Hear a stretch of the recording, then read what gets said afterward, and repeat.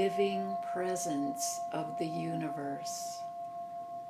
Awake in the wonder, arise in the awe. Space. What have we learned about the nature of the universe? We begin our spiritual studies with the zero power, space. At the very outset, we learn that space is not what we thought it was, nor is it where we thought it was. Space is not up there, neither is it out there.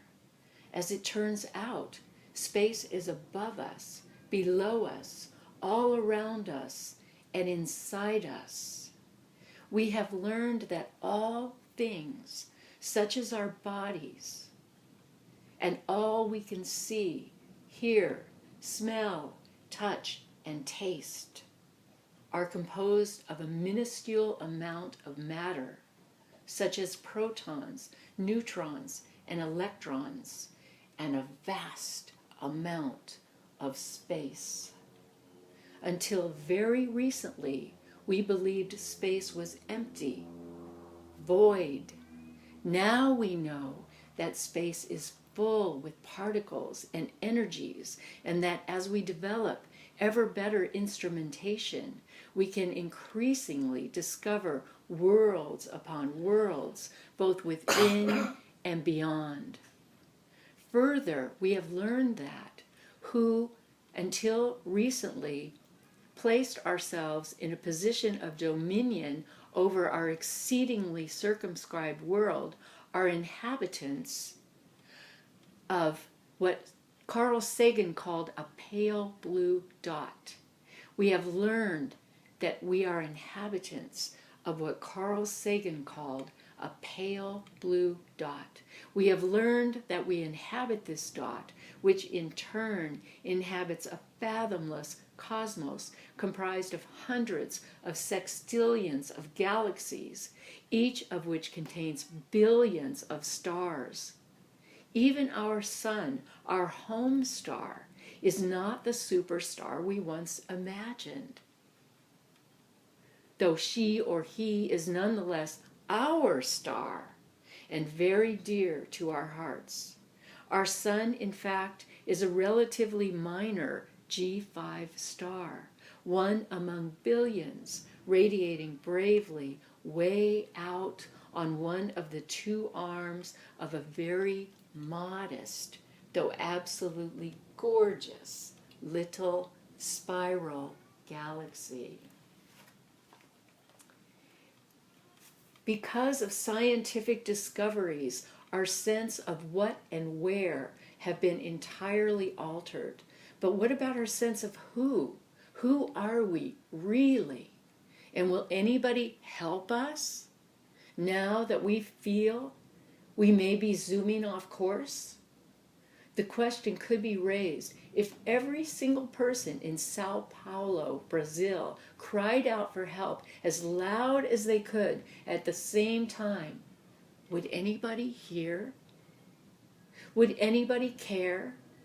Even if Sao Paulo and Tokyo, the biggest cities on the planet, each with over 36 million people in the metropolitan area, joined together to shout out as one, even if Shanghai were added, would it help? The lights of Sao Paulo seemed pale, dull, and mute against the backdrop of our sparkling galaxy, not to mention our universe. Our biggest cities seem as small or smaller than Whoville could ever be. Whoville, a fictitious town that exists on a speck of dust that lives inside a little story called Horton Hears a Who. My favorite childhood story, penned by Dr. Seuss in 1954. In this story, the Whos, afraid their world was going to blow into a pool where all would most certainly meet their end in a watery catastrophe, needed help from a greater source. The only one who could hear them, because he had very large ears, was an elephant called Horton. I won't spoil the story for you, but suffice it to say that the plot does thicken.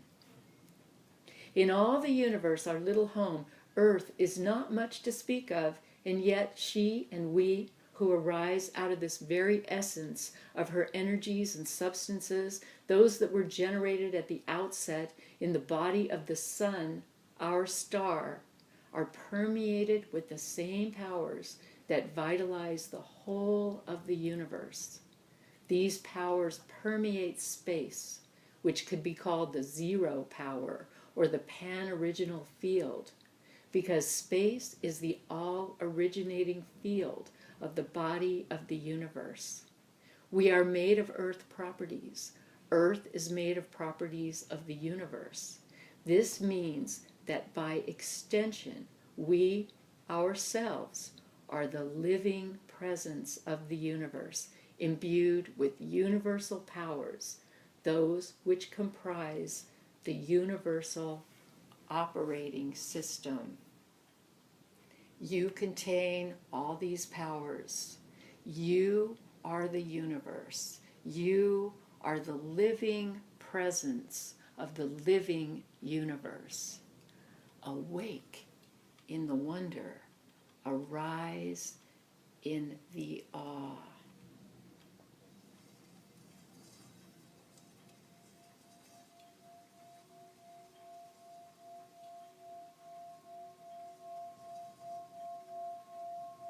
You are made of space.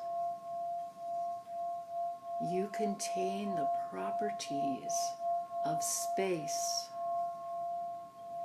You are made of the powers that differentiate into the original, that move the cosmos to action, that create, select, nurture, build up, break down, work with, seek and transmute, discover and code, integrate past and future, emanate and transmit, heal. You are all that. All of these powers exist in space itself, outer space and inner space. They are integral to you. You are a universe unto itself, full with effulgent space, full with cosmic light.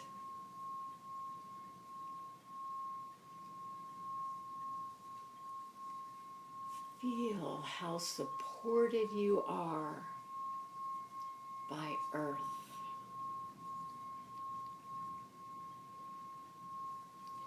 Breathe in cosmic energies. Breathe out cosmic energies.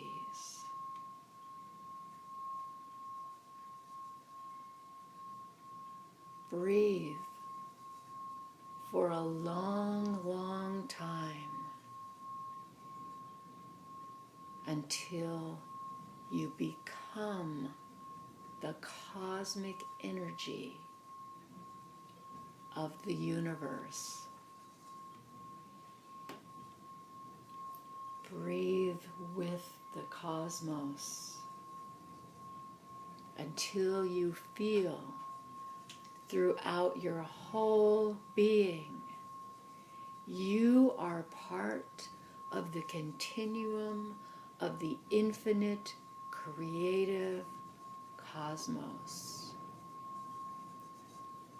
You are emergent universe with the power of manifestation. You are the creative field of universal being in the process of becoming.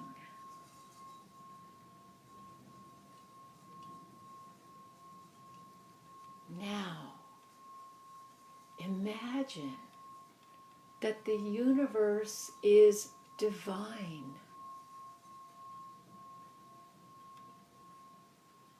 Breathe in divinity. Breathe out divinity.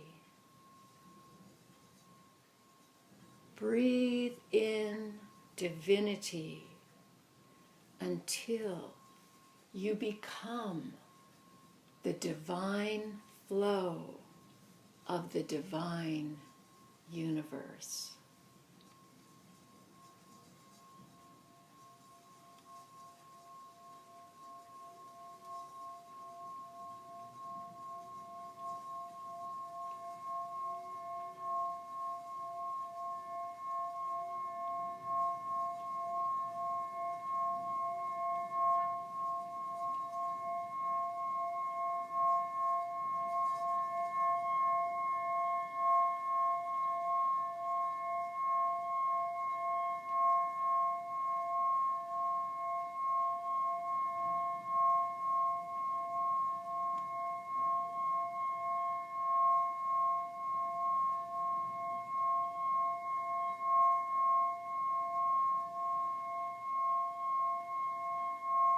You are the living presence of the living universe.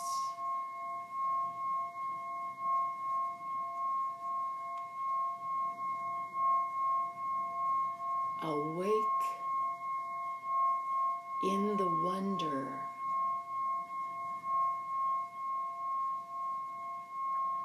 arise in the awe.